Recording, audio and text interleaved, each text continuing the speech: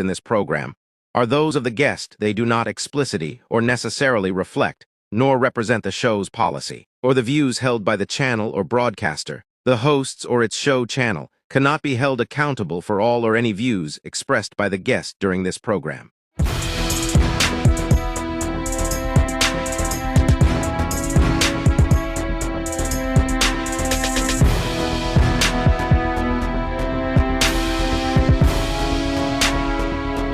Happening now, The Explainer, hosted by Arniel Lumbo and Paul Brian Ammer with guest analyst J.R. Delphin. This is brought to you by Marlu's Filipino Asian Restaurant.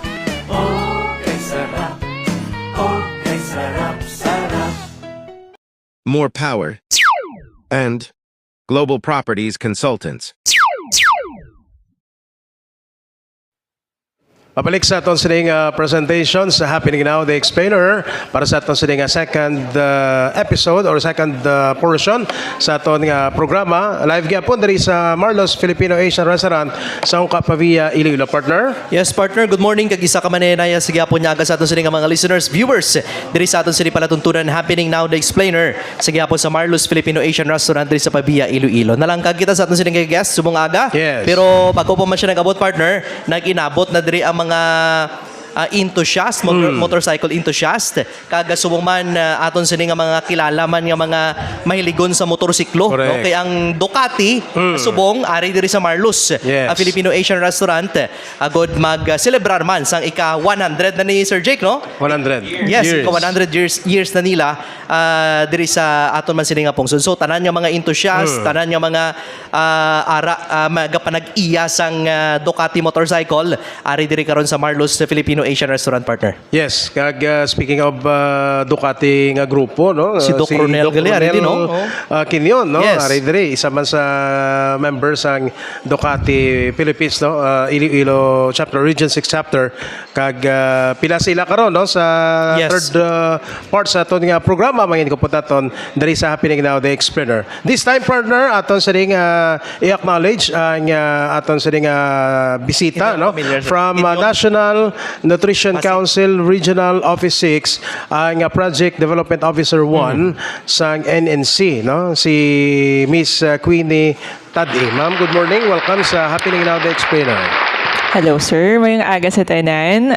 Good morning no sa aton nga tanan sa mga attendees here today at Marlo's Restaurant here sa The Explainer. So again, no, my name is Queenie Tadi, Project Development Officer 1 from the National Nutrition Council Region 6. So thank you again so much, Sir Arnel. Ma'am Queen, ang NNC or the National Nutrition Council is under sa umbrella sa Department of Health? Yes, sir. So mother agency namon sir ang DOH, and actually amon nga regional office is located man sa sa Department of Health nga office. So if you're looking for us and if you want to visit our physical ng amon gid nga office, it's located sa DOH WVCHD or Western Visayas Center Health for Development nga office, which is sa Santa Barbara. Sa third floor kami. So ara kami da along with of course ara man ang FDA. So kami nga mga under sa DOH ara kami subong sa ilang building. Okay. Ma'am, anong pinaka program, projects and isa sa mga roles ang NNC or the National Nutrition Council under sa mother agency nga Department of Health, no? Ano ang mandato, ma'am, sang talatapan naton sa National Nutrition Council? Okay, so Sir Arnel, we are mainly a coordinating body. So kami ang highest policy making coordinating body in nutrition here sa Philippines. And of course kami ang implementing arm no sang region sang NNC governing board. So kami ang assist no help implement sa mga programs namon. We do have several programs, or actually may mga notes ko but kami ang we have many programs nga gina-conduct. So first ang or like ang mga activities din. So we have the kami ang distribute sang Philippine Plan of Action for Nutrition, or kami ang draft pagid sang Philippine Plan of Action for Nutrition or PPAN 2023-2028. So gina-renew na siya every 5 years. So amo na siyang pinaka-recent Plan of Action blueprint na siya, or blueprint na siya for for nutrition programs here in the Philippines.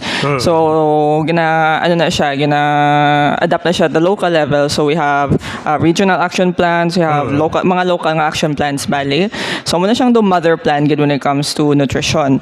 We also have ang of course nung familiar ginang tanan ang Nutrition Month no nga spearheaded or gina lead gina sang NNC ang pag-celebrate sina every July. And if you know no nga na-release naman ang aton nga pinaka latest nga theme for 2026 for our Nutrition Month. You can find that actually sa Facebook page no sang National Nutrition Council's official Facebook page. Ang aton nga theme for this year actually for Nutrition Month is Nutrisyon at Kalikasan ating pangangalagaan. So amo na siya bali ang theme. So if you come July makita mo na ang mga tarpaulin sa mga eskwelahan, sa mga agencies nga amo na bali ang topic, amo na ang mga activities based na about environmental sikita subong aton nga topic when it comes to Nutrition Month happening every July. Yes. We also have mga LGU mobilization nga activities. So dara included na ang aton nga nutrition shepherding kag ang establishment sa mga learning hubs namon. So when you say nutrition shepherding, we assist or we give technical assistance sa mga local government units nga medyo nga kailangan sa amon nga TA when kay do medyo they need improvement pa sa ilang mga pag-implement sang nutrition programs nila. So we shepherd them bali araman sa name, so nutrition shepherding. We also have learning hubs, so learning and learning hub siya bali. We have a hub here sa Region 6 ang muna dira kami sa Ibahay. So may bali we do learning visits. So mga LGUs gakadto kay sa amon nga learning hub which is in Ibahay in order for them to also get best practices kag mga tips kag ang learnings pagid from Ibahay because sila ang main gid nga hub namon here when it comes to this program.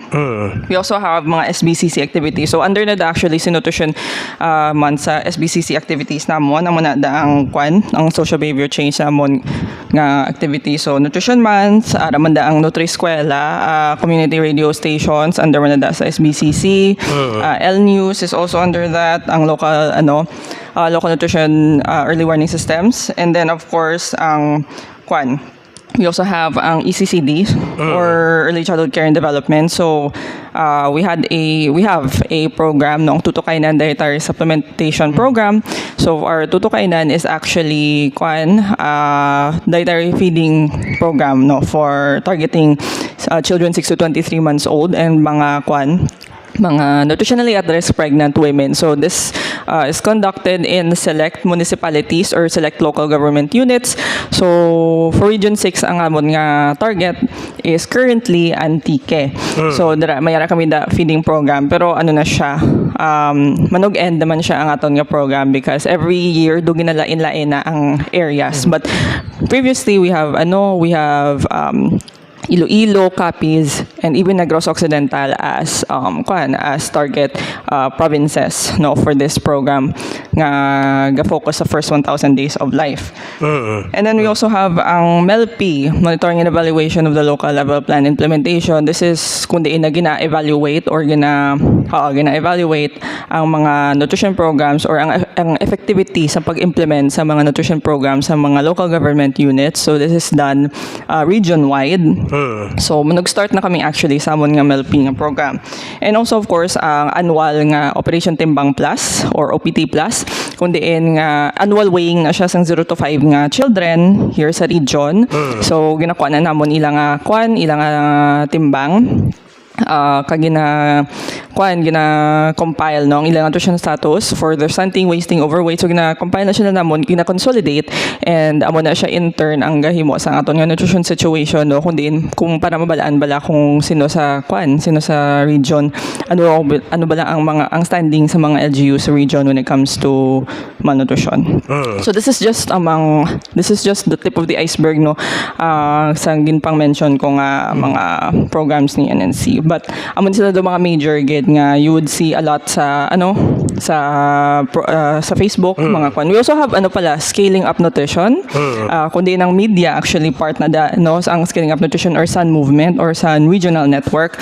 So movement na siya for all sorts of stakeholders to engage for nutrition initiatives. So members na dara ang CSO, civil society organizations, media, CSO, mga NGAs, mga NGOs, and youth organizations. So damo na da members ang aton nga san. So we're actually we're about to convene liwat for the Scaling Up Nutrition. So hopefully makamit kita liwat with the media during that. So Partner? As to sa data or statistics, ma'am, angot sa mga kabataan nga kulang ang nutrisyon bala nga ginabaton sa lawas nila. Ano cover pa ina sang National Nutrition Council? So kung sir, wala kulang ang As to sa kung pila ka percent or pilang numero sa mga kabataan nga malnourished or okay, so ang gina-cover naman sir is mainly 0 to 5. So mayroon kami na ang OPT, so annual na siya nga weighing sa mga malnourished nga bata. So down gina to the barangay gina mga BNS gina nila gina-weigh ang mga kabataan naman na complex or hefty na siya nga process because occur na siya early in the year, tapos gina-consolidate na siya kag hopefully by the end of the year na siya makumpila na ang data kay para ma-draft na or mahimo ang nutrition situation report. So 0 to 5 specifically for stunting, wasting, overweight amo na siya. Okay. So subong ma'am nag-decrease na gid man or may mga kabataan bagay man yang malnourished sa pungsod Pilipinas or sa Region 6 subong kamusta? Yes, actually sir, ang when it comes to malnutrition, though hindi ka siguro madula ang steady. However, mayo man nga when we look at the trend when it comes to malnutrition, especially sa 0 to 5 gaano gid man siya, ga-decrease gid man siya, slowly but surely ga-decrease gid man ang mga rates Yes.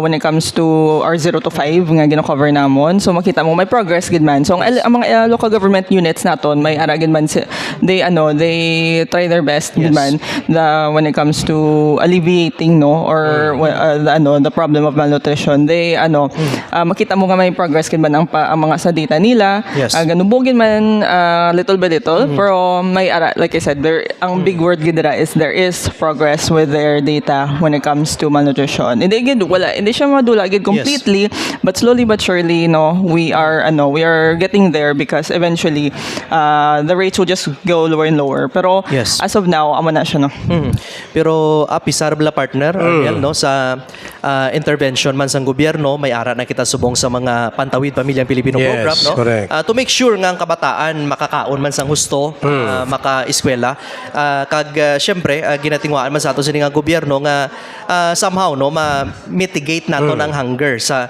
pungsod Pilipinas and kaupon naton dira National Nutrition Council Correct. sa pagmonitor man sina sa aton sini nga mga local government unit kag siguro may mga manami nga mga programa sa local government unit nga somehow nakahatag man inspirasyon sa NNC naton Ma'am Queenie mga pila ka program siguro ini nga ginpatigayon Manila agod mangin mangin maayo man ang nutrisyon sang mga kabataan yati ma-monitor naton nya daw kulang-kulang gid yang ila sini nga pagkaon Ma'am Queenie.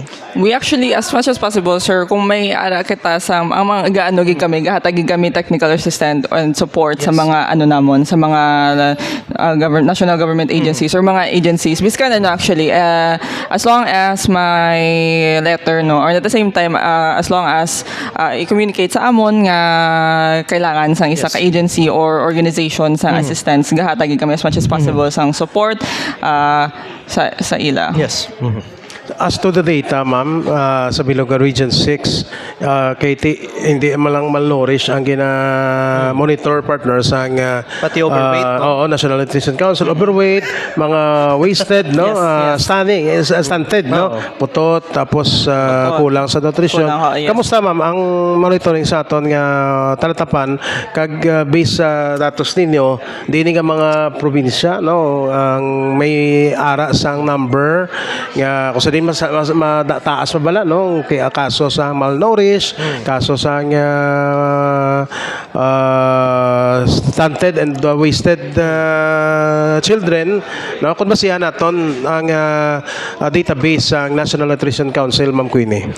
So sa amon sa nga latest data amon yung 2025 nga nutrition situation report, no, sa when it comes to stunting, ang overall ang gid sir nga when it comes to provinces, no, sa stunting ang pinakakwan ang we do this annually. So when it comes to the provinces, lain-lain na siya rankings per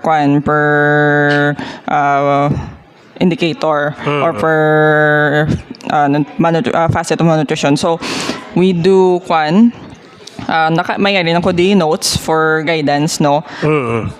So when it comes to let's start with stunting, no.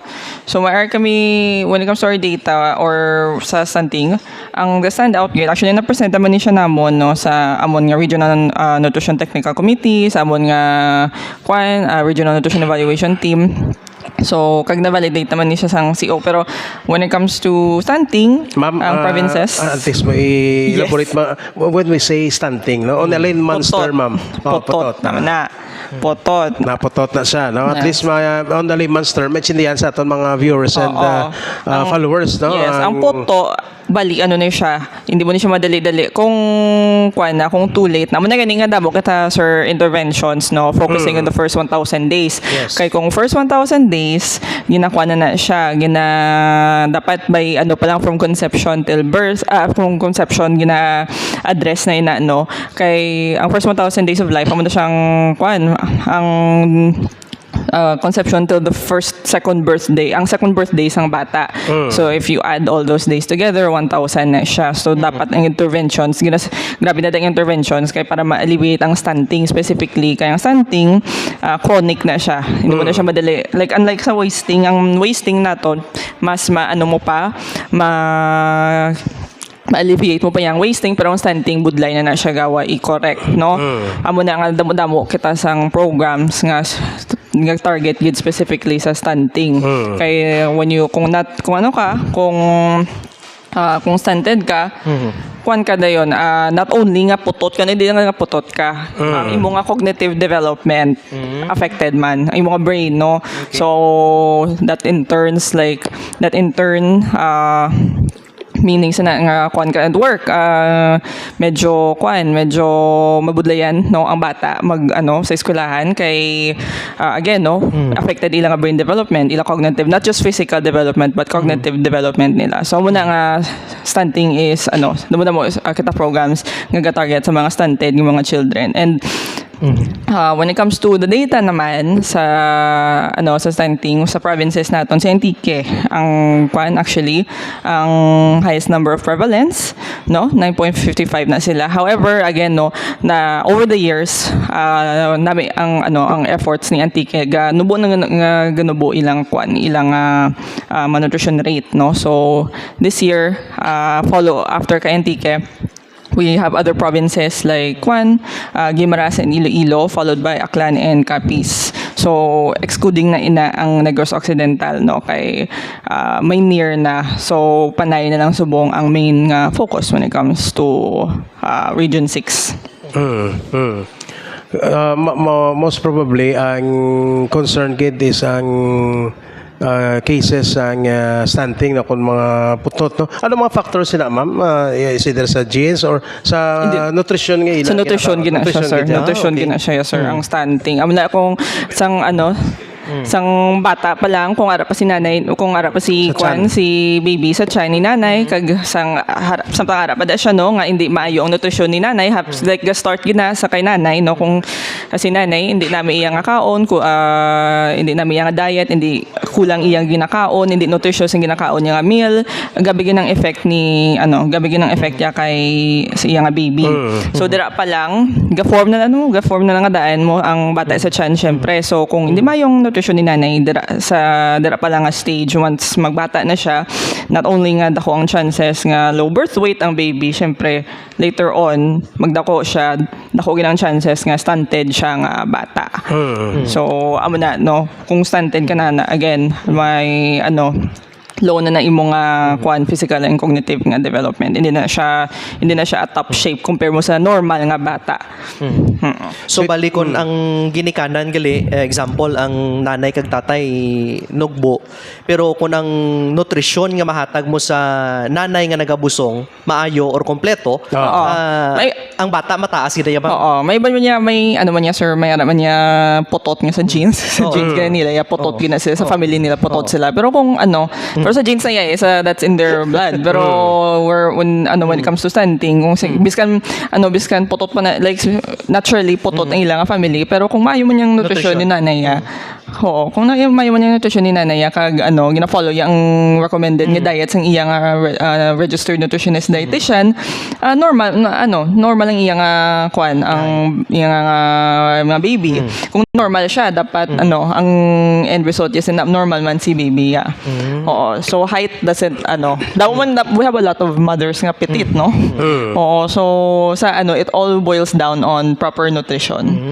That is why Ma'am Queenie nga gina-encourage ginaton nga from 0 to 59 months dapat bastante man sa mga immunization, no, ang Yes. mga lapsag. Oo. Kay taga-matter man siya, no? Matter man. Oo. We support ang immunization drives ang Department of Health. We actually supportive kami dira sa ila kasi they have their drives no for immunization and vaccines. So we also support that. Okay. Mayo gid no kay nakapakiginunanon man kita sa National Nutrition Council.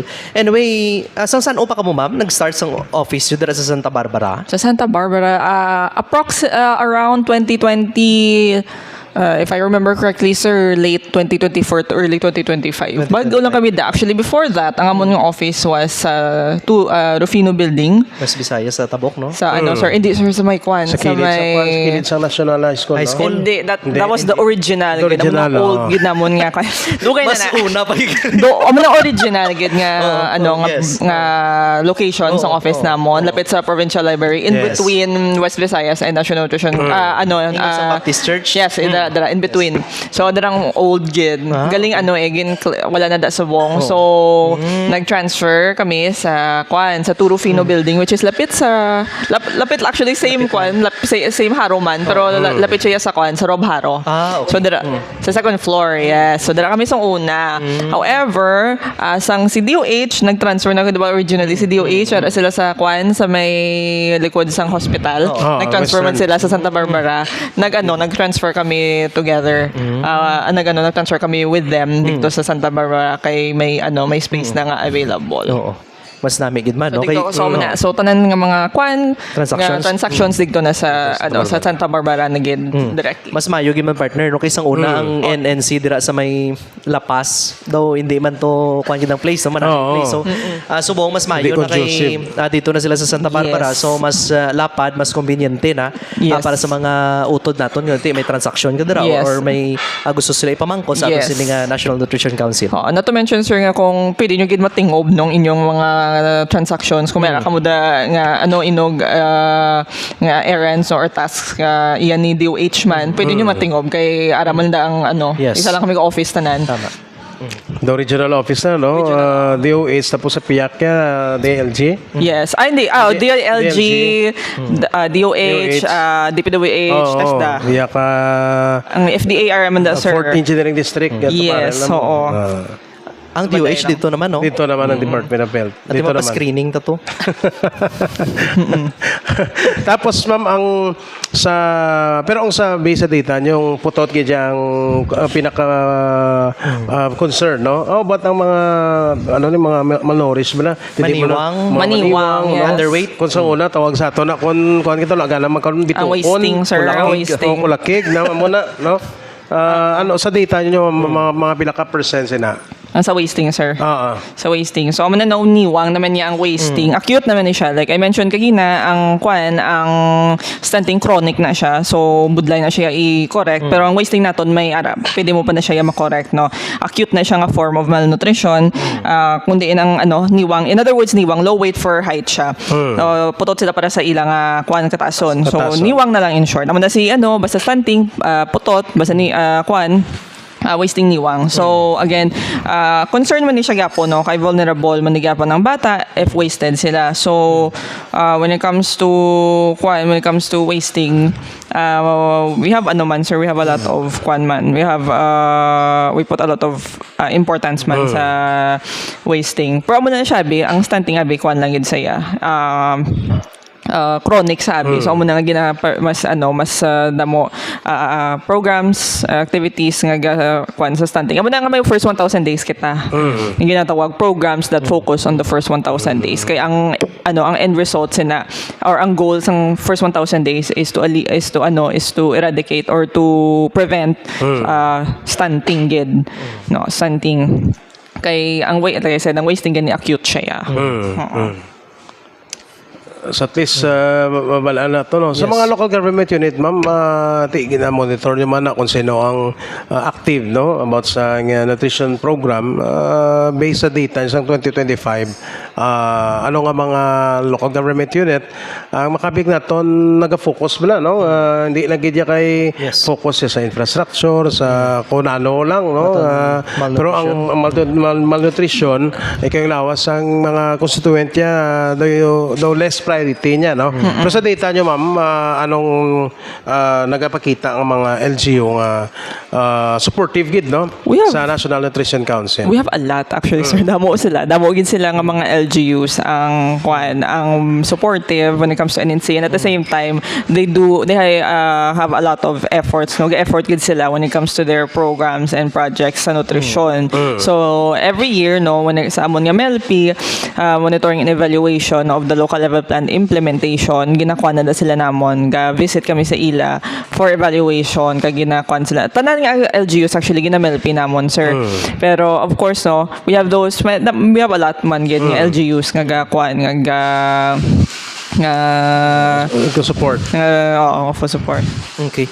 So sa mga LGU, sa ilang example, may mga feeding programs sila, ma'am? Yes. Gina-monitor nyo man ni sila kung anong sangkap, anong sulod, or ginapakaon nila abi sa mga feeding programs nila? Not necessarily nga tanan-tanan gina-monitor ginamon, pero there are LGUs gid man nga may ara gid sila sa ilang own initiatives nga gapa-feeding sa ilang mga children. They have we have a lot of LGUs that do that, no? Hindi ko na gid sila man name gid tanan kay again wala siya na namon gina-monitor gid ang ilaya kay ila na isang ang initiative na sa ilang local government units. Pero yes, there are LGUs that we are aware of, especially kung mag-MELP, we na see that, no, kay gina-document na nila, kay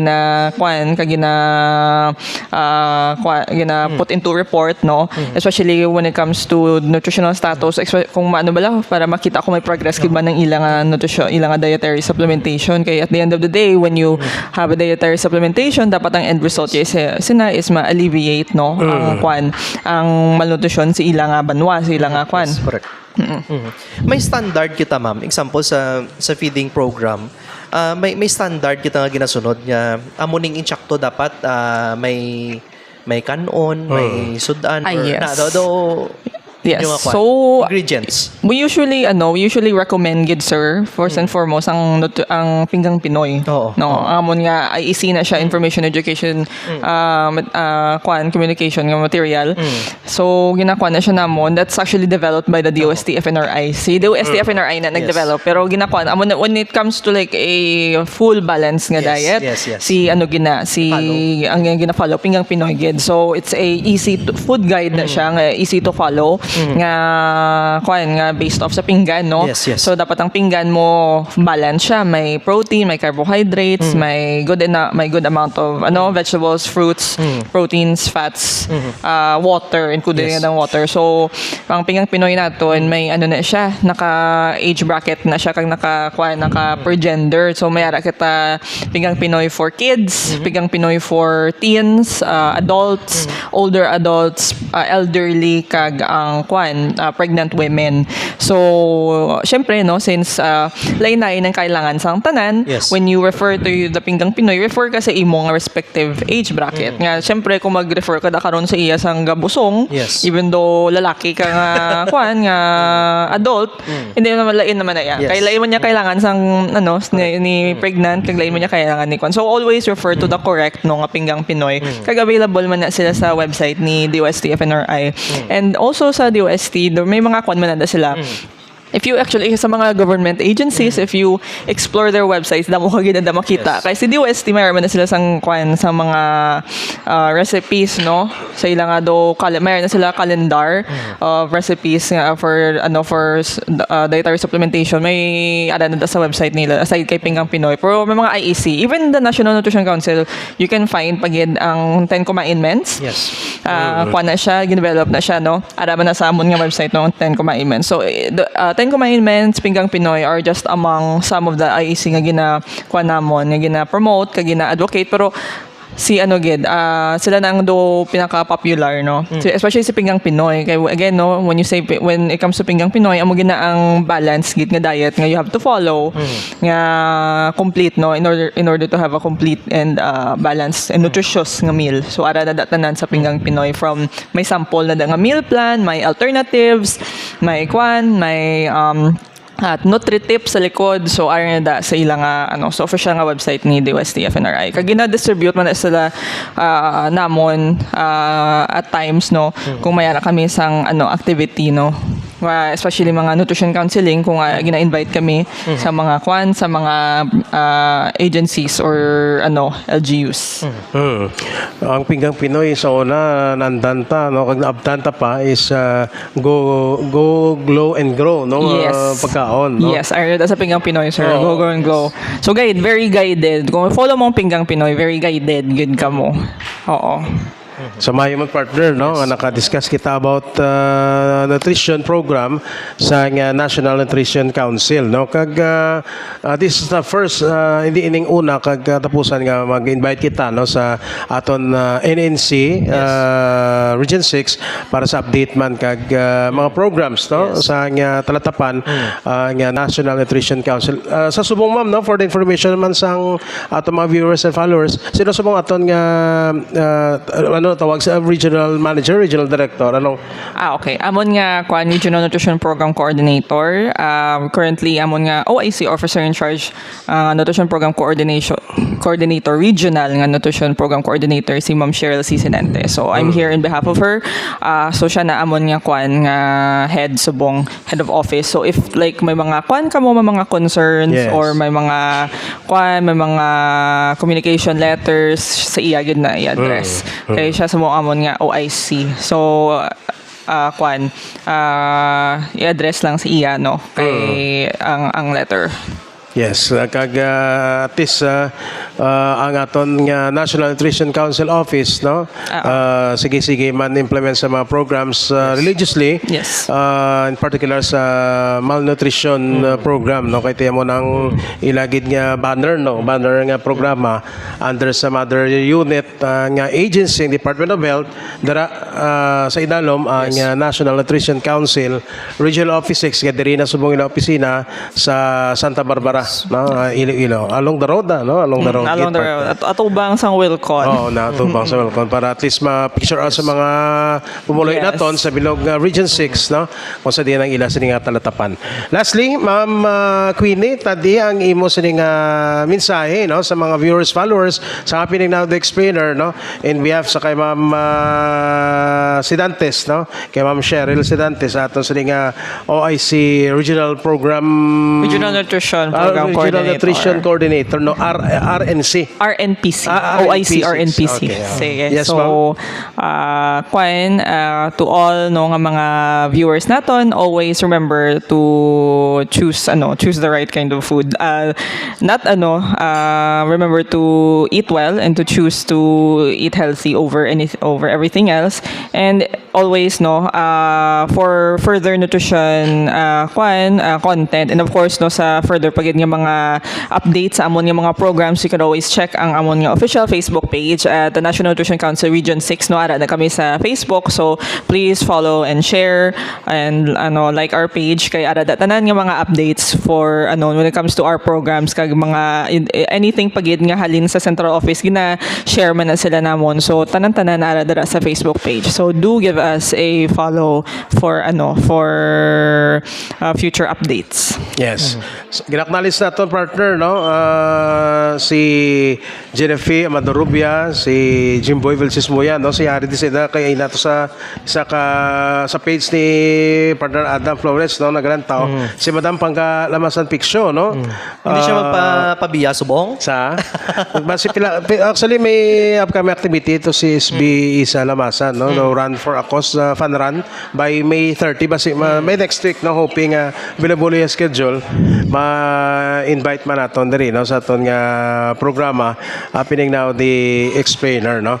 So salamat gid, no, sa kay Ma'am Queenie Tade, ang project coordinator sa aton sa National Nutrition Council, sa iya sa nga tiyempo, no, bisan nga weekend. Yes. I know nga Actually, bisan Domingo ni kuno partner, pwede ni si ma'am. ang Project Development Officer 1, no, sa National Nutrition Council 6. Basta nga invite lang ahead, no, lagi na Oh, sir. problema kay Ma'am Sir. Queenie. Like, basta as long, we're always on the go. Basta as long as when you give us requests or mga communication letters or in invitations advance. in advance, No, gito. Like, at least a week before. Ginakuan yes, gina namon, gina-emphasize gina namon. Alin pa sa una sa kay Ma'am Nona, no, Tadi, ang former head sa ato National Nutrition Council, very confident sila, no, until now very active gid ang NNC, no. Kag ma-reach out gid reachable, no, reachable sa members sa media. Partner, standby ka mo kay ang ang grupo, no, sa Ducati Philippines, no, nga diri sa Region 6 or sa Iloilo, pila sa ila mangin kopod nato sa next part sa program, no, kay celebrates lang 100 years, no, Yes. sa mga motor enthusiast, no, nga nagagamit to kati mabut pila na presyo sa Ducati nga brand sa motor, no. Balon tabi karon sa aton sa pagpangalagad sa happening now the explainer. Please stand by. Thank you, sir.